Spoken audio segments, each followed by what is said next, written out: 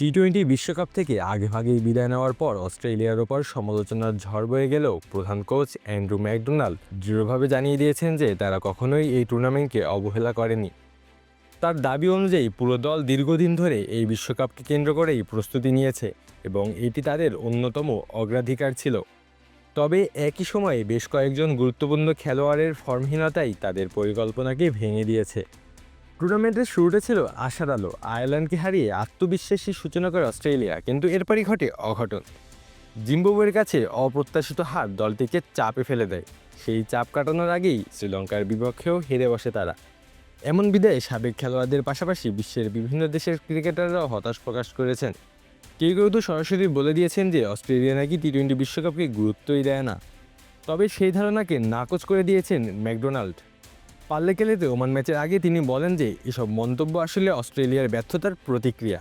তার ভাষায় দল কয়েকদিন ধরেই বিশ্বকাপকে ঘিরে পুরোপুরি মনোযোগী ছিল এবং এটি শুরু থেকেই তাদের পরিকল্পনার মূল অংশ। তিনি মনে করিয়ে দেন যে 2021 সালে তারা টি-20 বিশ্বকাপ জিতেছিল, যদিও এরপর প্রত্যাশা মতো সাফল্য আসেনি।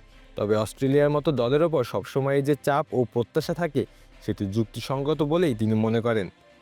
তাই এই ফরম্যাটকে গুরুত্ব না দেওয়ার অভিযোগ তিনি বরাবরই অস্বীকার করেন। ব্যাটিং লাইনআপ নিয়েও উঠেছে সমালোচনা। কেউ কেউ বলেছেন অস্ট্রেলিয়া নাকি অতিরিক্ত পাওয়ার নির্ভর। বাবা, এত এনার্জি কই পাও? এই পাওয়ার চুমুকে অ্যাকশন।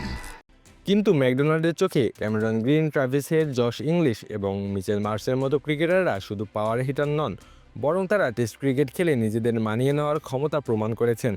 তাই ব্যাটিংয়ের ওপর এ ধরনের অভিযোগকে তিনি অন্যায় মনে করেন। চোট সমস্যার বিষয়টিও সামনে আনেন কোচ। টেস্ট সিরিজের পর পাওয়া ইঞ্জুরিগুলোর প্রস্তুতি ও গতি দুটোই থামিয়ে দেয়।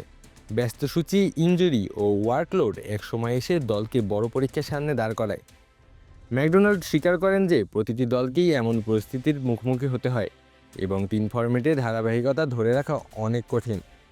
তবে সবচেয়ে বড় ধাক্কা এসেছে ফর্মহীনতায়। তার মতে একই সময়ে একাধিক খেলোয়াড়ের ছন্দ হারানো অস্ট্রেলিয়ার জন্য বিরল ঘটনা। সাধারণত অস্ট্রেলিয়ার ব্যাটিংয়ে অত্যন্ত দুজন বড় অবদানকারী থাকেন যারা স্কোর দাঁড় করিয়ে দেন। এবার সেই ভিত্তিটাই ভেঙে গেছে। বোলিংয়েও কিছু নিয়মিত মুখ না থাকায় অস্থিরতা তৈরি হয়েছে। সুযোগ পাওয়া বোলাররা যথেষ্ট ভালো হলেও পুরো সমন্বয়টি তারা ধরে রাখতে পারেনি। সবশেষে কোচ ম্যাকডোনাল্ডের সবচেয়ে বড় আক্ষেপ এই যে দলটির সামর্থ্য ছিল এবং পরবর্তী রাউন্ডে যাওয়ার মতো শক্তিও ছিল, কিন্তু সেই সুযোগ কাজে লাগাতে না পারায় তারা ভীষণ হতাশ। তাদের ব্যর্থতা আরও স্পষ্ট হয়েছে তখনই যখন লক্ষ্য পূরণ সম্ভব হয়েও হাতছাড়া হয়ে গেছে। পুরো দল এখন সেই হতাশা নিয়েই বিশ্বকাপ থেকে বিদায় নিচ্ছে। আলু আসি তালুকদার, অন ফিল্ড।